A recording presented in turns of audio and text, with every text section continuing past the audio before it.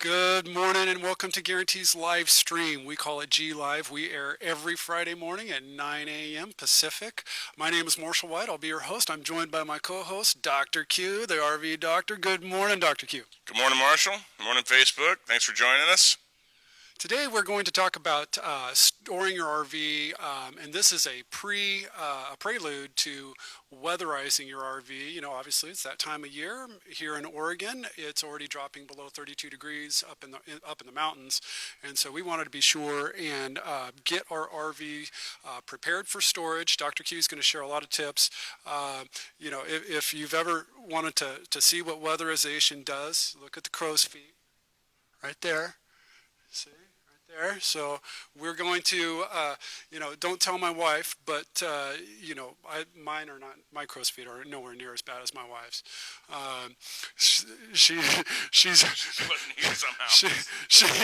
She's showing up in a few minutes and she's going to kick my butt.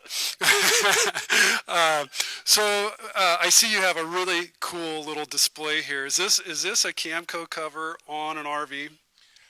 Yes, it's a styrofoam RV, but it's an RV nonetheless. But yes, you're absolutely right. This is a Camco cover. So we're going to talk briefly about some of the consistent elements of putting an RV into storage. We aren't really getting into the winterization quite yet, but this is all involved in that process also. So the first thing we've got here is one of our wonderful Camco covers. We sell these online, I think up to 32 feet. They're $275. Above that, they're $3 1/4, which is a really good deal. They've got the nice zippered panels. Let you into all of your compartments, into the entry door, what have you.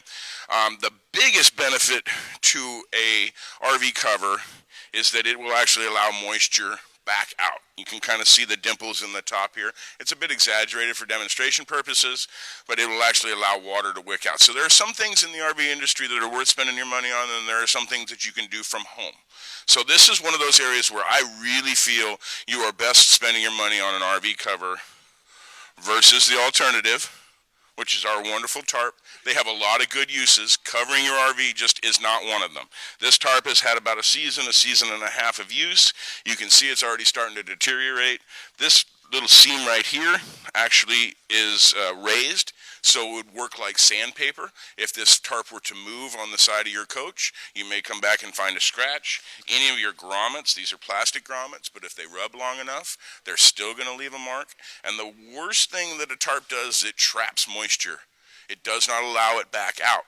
So you've covered it and you've prevented the moisture from getting into the RV, and then you take it off and you've got all kinds of mold and mildew and black spots on the roof of that you now have to take care of. Where an RV cover is allowing that water moisture back out, not trapping it in. What an affordable investment, irregardless of whether you buy it at the Guaranty RV Travel Center or at your local RV parts and supply store.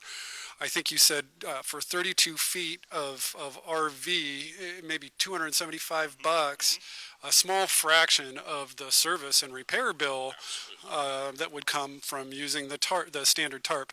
A couple questions about these Camco type RV covers. How long do they last, and do I still need to use it if I already have my RV under cover? Depends on, so the how long does it last depends on how much sun we experience. The sun, that's how you got your crow's feet. The sun is actually what is weathering all of us. Sun eats everything eventually, takes us right back to the earth. So if you're in a sunny environment, this cover is going to last you about 5 years. In the Oregon environment, you're going to get 7 to 10 years out of this because we don't get a prolonged summer here like in Southern California. In fact, this version here that it's showing is a better sun cover. But we sell the more northwest-friendly cover version. This is actually a little more expensive, but really you don't see the benefit of this cover until you get into Arizona, Southern California, Nevada, places where you get 300, 320 days of sunshine a year. So, do you still need it if it's undercover? Thank you. It depends on the cover. Like the carports are very popular here in that it is poles and a top. So that's going to protect you from the water coming down, that sort of thing, but it really is not going to protect the sides from oxidization, easy for me to say, not going to protect you from the sun, that sort of thing. So if it's an open side, I would say that the cover is also a good investment, and if nothing else, cover your tires. I was just going to ask about that. It looks like it does cover the tires, so does that prevent me having to purchase a separate tire cover? Well, it's a case-by-case basis, so it's the height of the vehicle. So all these covers are made in a relatively generic format in that they have a specific height, they have a specific width, and they have a specific length. So if your vehicle is a little shorter, it may very well come down over the tires. It just kind of depends on the vehicle. They aren't actually truly designed to cover the tires, so additional tire covers are a great idea. In a situation like that, generally that's beside the house. If you really only have sun coming up in one area, you only have to do the side that's exposed to the sun because it's the UV rays that are really drying everything out. I would go ahead and just do all of the tires just for safety. But yeah, you may find that you get some coverage here, but I think a secondary tire cover is definitely worth the investment. We care quite a bit about covering our tires, even if we're in the Northwest, because that UV damage on the rubber it adds up quickly, and the tires don't typically need to be replaced due to mileage in an RV, so they tend to last longer if they're covered, and so safety is very, very critical. And any longtime RVer knows it. For the newer RVer, we highly recommend the tire covers. Absolutely. And we did do a segment touching on some of that tire stuff, a couple in back. If you search Facebook, you may find it. So now we're going to move on to a segment of RV product that I think that we can go to the home environment for. This is wonderfully named Sniffing Stop. It is designed to keep rodents and bugs, yeah, it's a great name, bugs and rodents and things out of your vehicle. $27 at the travel center. This is Irish Spring. May be familiar with that at home. I used to love their commercials. And then a Flea Collar. These were $10 at our local Buy Mart. They're going to do the same job that this does. So the Irish Spring is a great rodent repellent. They don't like that smell. So you can shave pieces of the bar off, put it in access points on the RV. And then with the Flea Collar, what we'll actually do is we'll use the Flea Collar. And here, Marshall, I'm going to let you have the microphone. We're going to use this Flea Collar, so they stretch it, you cut yourself a little section of it, and then we're going to head over to this RV.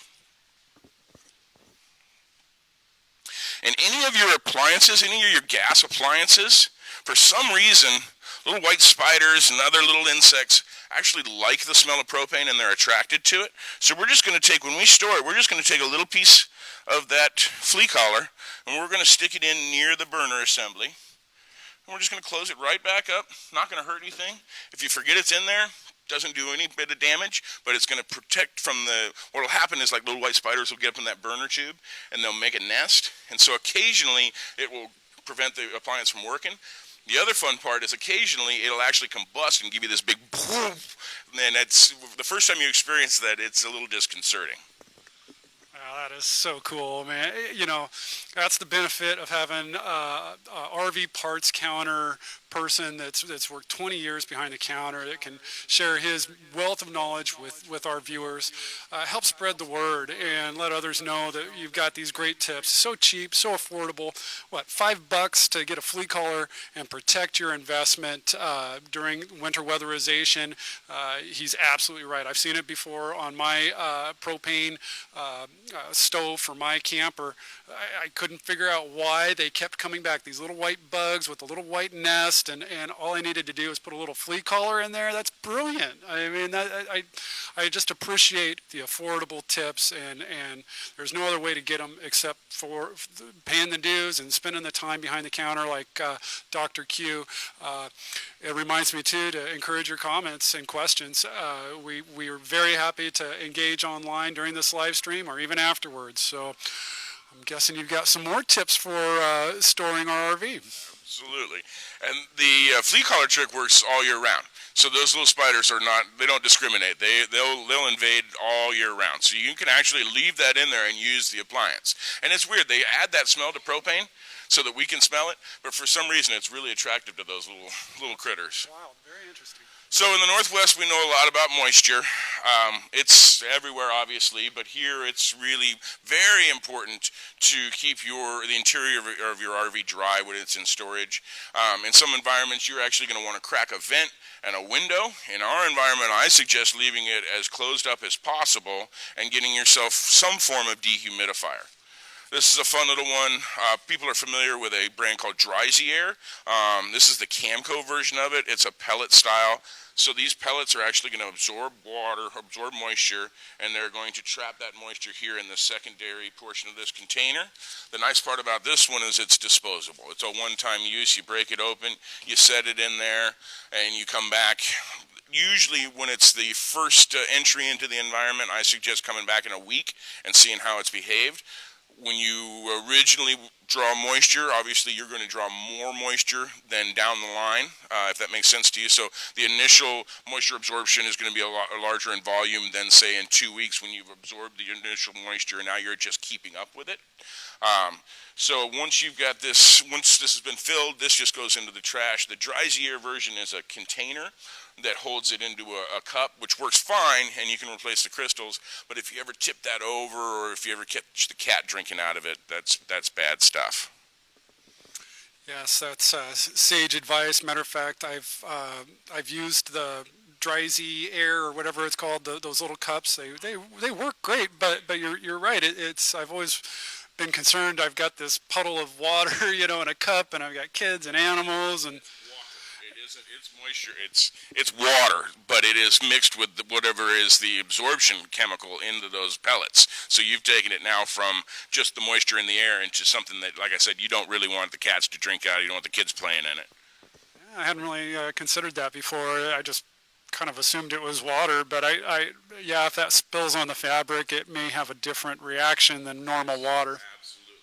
Yeah, it can stain, it can do those things. It works great. There's nothing against the product. And most of the time, that vehicle is stationary. So the chances of it spilling is pretty slim. But just, for sake of safety, this one is all self-contained. Now this one, there's several ways to do it electrically. So this is obviously without any power needed.